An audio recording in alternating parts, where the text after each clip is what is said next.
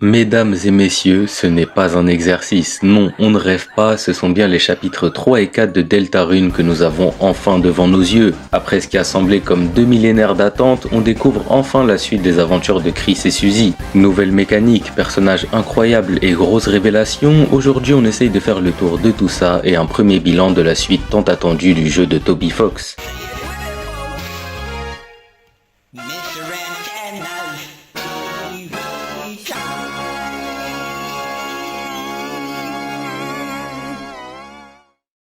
Juste avant de commencer, petite précision, mais j'ai suivi la route pacifiste lors de tous les chapitres, on se basera donc sur celle-ci pour cette vidéo. Mais si cela vous intéresserait que j'en fasse une sur la route bizarre, alors dites-le moi en commentaire.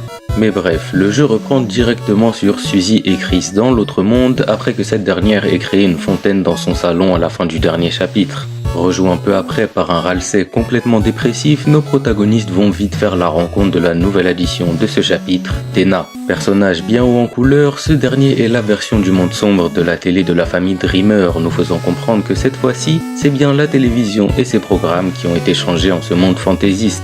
Ainsi dans ce chapitre, pas d'exploration, de découverte ou de combat pour l'instant, mais bien des shows télévisés. On s'amuse, c'est divertissant, mais nos protagonistes sont avant tout présents pour refermer la fontaine ouverte par Chris.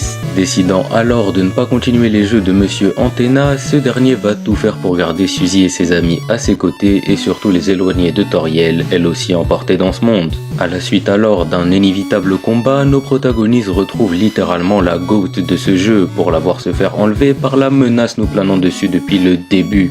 Guerrier des ténèbres, le chevalier est bien trop puissant pour être vaincu et aurait tué tout le monde si la vraie héroïne Undyne n'était pas apparue. Kidnappant alors la policière et l'emmenant jusqu'au bunker au sud de la ville, Chris et Suzy doivent trouver le moyen d'y entrer. Le 4e chapitre démarrant sur une journée tout à fait normale, Chris et Suzy accompagnent Toriel à l'église afin d'en apprendre plus sur le bunker et finissent chez Noël, fille de la mairesse. Fouillant les moindres recoins de sa maison et notamment la chambre de sa sœur disparue Death, nous finissons par être expulsés du corps de Chris qui, sous les ordres de Carol, la mère de Noël, fait tout pour nous éloigner du bunker. Mission réussie puisqu'en espionnant les échanges téléphoniques de la fille de Dreamer, on apprend que bien avant le sacrifice d'Undyne, on aura lieu un autre à l'église ce soir même. Une fois là-bas, les deux amis rejoignent une fois de plus Ralsei dans un monde bien moins coloré et joyeux. Cathédrale froide, vide et sombre, dans celle-ci nos protagonistes retrouvent assez vite le chevalier qui reste inatteignable. Devant alors retrouver leur chemin jusqu'à leur ennemi, les héros de la prophétie vont justement découvrir les bribes de celle-ci remettant en scène toute leur histoire et même leur futur. On ne nous le dévoilera évidemment pas et cela notamment à cause du nouveau personnage de ce chapitre. Vieille tortue qui nous rappelle un vieux visage d'Undertale, l'ancien semble être en bien meilleure forme et en savoir bien plus qu'il le fait sembler.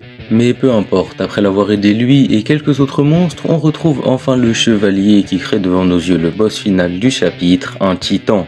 Comme l'indiquait la prophétie, ce monstre issu de la libération des fontaines est invincible, sauf face à Chris qui en vient à bout grâce au pouvoir de son âme. Scellant ainsi pour de bon la fontaine de l'église, il est temps de rentrer à la maison et de tomber sur la scène la plus inattendue de tout le jeu.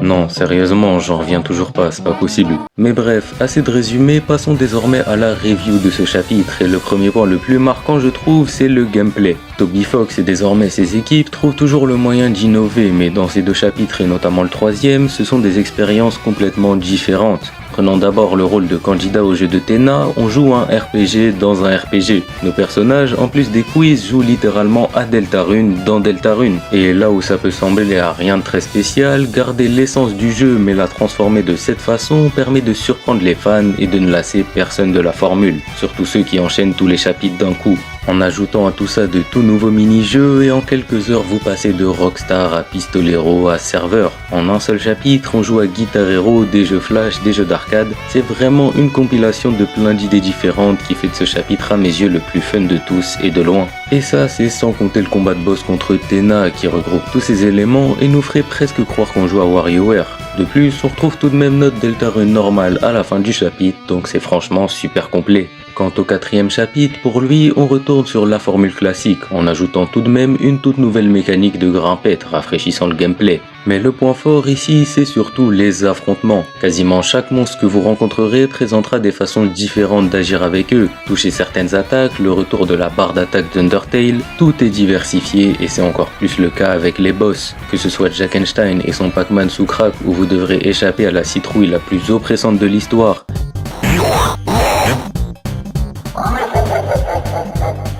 Et évidemment le Titan et cette capacité de transformer ses attaques en TP, c'est encore super innovant et surtout super appréciable à jouer. Un autre point qui était aussi superbe et étonnamment profond, c'est les personnages de ces deux chapitres. Les deux premiers nous avaient déjà présenté des visages attachants ou très drôles, mais ici c'est un autre niveau. Déjà chez les petits nouveaux, on a Tenna, personnification de la télé des Dreamers. C'était très intelligent que de faire de celui-ci un observateur de tout ce qui s'était passé dans leur famille. Se sentant ainsi comme un membre à part entière et donc un abandonné depuis que la famille et les amis aient quitté le cocon, je ne m'attendais pas à ce qu'une télé explore si bien le thème de l'abandon. Agissant presque comme un enfant traumatisé, l'avènement de la Fontaine Sombre lui a ramené une compagnie qu'il n'avait plus connue depuis bien longtemps et qu'il ne comptait donc pas perdre à tout prix. Tenna, c'était aussi un très bon moyen que de nous en dévoiler un peu plus sur Chris et sa famille. Nous apprenant qu'ils organisaient souvent des petites soirées télé avec la famille de Noël, on apprend aussi qu'un jour une énorme dispute a éclaté au point qu'il en garde aujourd'hui encore des séquelles. Et cela me permet de basculer sur notre protagoniste qui nous aura montré pas mal de choses dans ces chapitres malgré sa neutralité. Déjà, Chris semblait être un enfant normal et non pas un simple vaisseau pour le joueur auparavant. Des grands sourires, des pleurs, des bêtises, bref, tout ce que fait un enfant normal, et elle ne l'a plus aujourd'hui. Enfin, pas vraiment, puisque dans ce chapitre, Chris montre étonnamment énormément d'émotions pour un perso principal de Toby Fox. Allant même jusqu'à rougir, la fille des Dreamers montrera énormément de personnalité, même lorsque celle-ci se sépare de son âme. Qu'est-elle donc vraiment? Un vaisseau de membres humains, certes, comme le dit la prophétie, mais sûrement aussi plus que ça. Mais pour le découvrir, ça faudra attendre la suite des aventures avec ses amis. Des amis d'ailleurs qui ont complètement volé tout le buzz de ces deux chapitres. Déjà, Ralsei, faisant son retour bien plus morose qu'à son habitude, celui-ci va agir bien bizarrement tout le long de leur nouvelle aventure, et pour raison d'une crise existentielle. Et oui, même la petite chèvre mignonne se questionne sur son existence et se considère comme un simple atout auprès de Chris et Suzy. Nous expliquant que tout ce qui vient de Fontaine ne sont que des illusions dans les ténèbres, Ralsei ne se considère pas vivant et encore moins important aux yeux de ses amis. Des idées sombres qui disparaissent bien vite grâce à celle qui est clairement devenue le personnage principal du jeu, Suzy. L'harceleuse du premier chapitre a en peu de temps énormément évolué et aujourd'hui est un vrai exemple de gentillesse auprès de tous. Malgré sa maladresse toujours présente, Suzy, à travers son passé très solitaire, comprend parfaitement comment se ressentent Ralsei ou encore Tenna. Portant ainsi énormément d'importance en la vraie valeur des gens, celle-ci est étonnamment bien plus mature que les autres persos du jeu. Ajoutez à ça sa prise de leadership dans ces chapitres, et celle qui se voyait comme un fardeau est devenue le meilleur personnage de cette histoire. Mais c'est aussi et avant tout l'histoire qui a grandement avancé dans ces deux chapitres. Chevalier, prophétie, fin du monde, on en a appris des choses, mais voyons ça dans l'ordre. Déjà, le chapitre 3 n'est pas le plus révélateur, évidemment, mais derrière sa façade se cachent plein de petits détails très intéressants, souvent divulgués par Tenna. Souvenir de la famille Dreamer, l'omniprésence du fameux Mike, la télévision nous révèle pas mal de choses, et surtout ce qui m'a le plus surpris, sa connaissance de Spamton. Tenna connaît et a déjà échangé avec le boss secret du chapitre 2 pour l'aider à se moderniser. Mais évidemment, comme on s'est déjà occupé de lui, Tenna n'a tristement jamais appris à envoyer un mail. Mais plus sérieusement, le chapitre 3, c'est aussi la présence de Toriel dans l'autre monde, qui certes passe son temps à dormir, mais aussi porte une couronne, une énième référence d'un perso à sa contrepartie d'Undertale, sans pour autant y créer un moindre lien. De toute façon, Toriel n'aura pas été le centre de l'attention très longtemps, puisqu'enfin, on a pu découvrir le chevalier rugissant. Monstre de ténèbres aux cornes qui confirmerait presque une vieille théorie, ce dernier bien trop puissant ne semble être ni monstre ni humain. Étant à l'origine des fontaines sauf celle de la télé, le chevalier représente très certainement les ténèbres de la prophétie, libérant même jusqu'un titan à la fin du chapitre 4.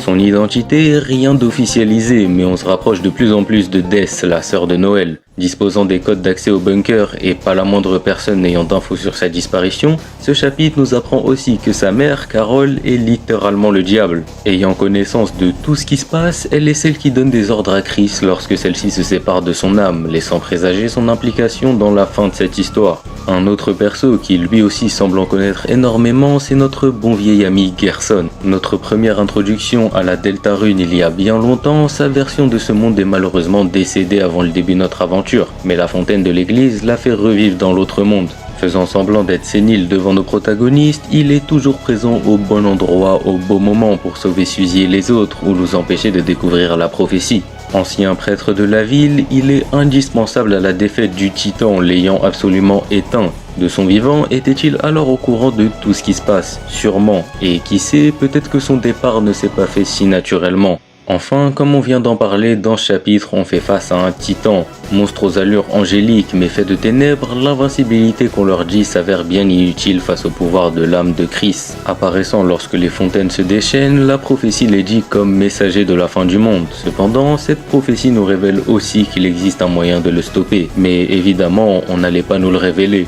Sur un ton moins sérieux, ces deux chapitres proposent une fois de plus des OST de malades. Le troisième nous offrant 2 remixes de Rootbuster en plus de l'original, il m'en fallait pas plus pour être le plus heureux des hommes. En plus de ça, les OST en mode Zelda et évidemment celle des boss, ça régale. Pour le chapitre 4, c'est une autre histoire, c'est une toute autre ambiance mais tout aussi appréciable. Dans une vibe plus religieuse, les musiques instaurent vraiment bien ce mal-être qu'on est censé ressentir et celles du rush de fin font trop bien monter la hype et ressentir cette sensation d'impuissance. Et puis l'humour, franchement, est-ce que j'ai même besoin d'en parler? C'est vraiment trop fort. Entre Tena, les interactions entre Suzy et Noël, même les choix de réponse de Chris, c'est encore du très haut niveau.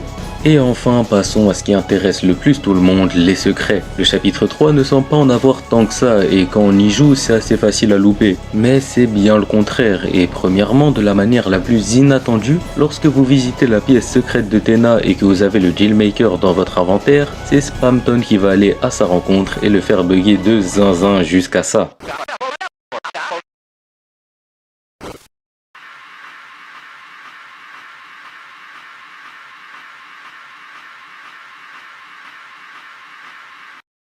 Si vous hésitez aussi d'ailleurs à payer les points pour accéder au jeu secret, franchement faites-le, c'est plutôt rigolo, ça coûte rien. Enfin si, ça coûte 500 points mais c'est pas beaucoup. Ce chapitre possède aussi un boss secret qui est le plus chiant à trouver de tous pour au final pas grand chose. Si vous réussissez à passer les 2 émissions de Tena avec le rang S ou avec le rang Z, vous aurez accès à une pièce secrète amenant à un tout autre jeu. Dans celui-ci, en plus de s'immiscer dans la tristesse de Tena, vous pourrez trouver le manteau des ombres après avoir suivi des instructions aberrantes.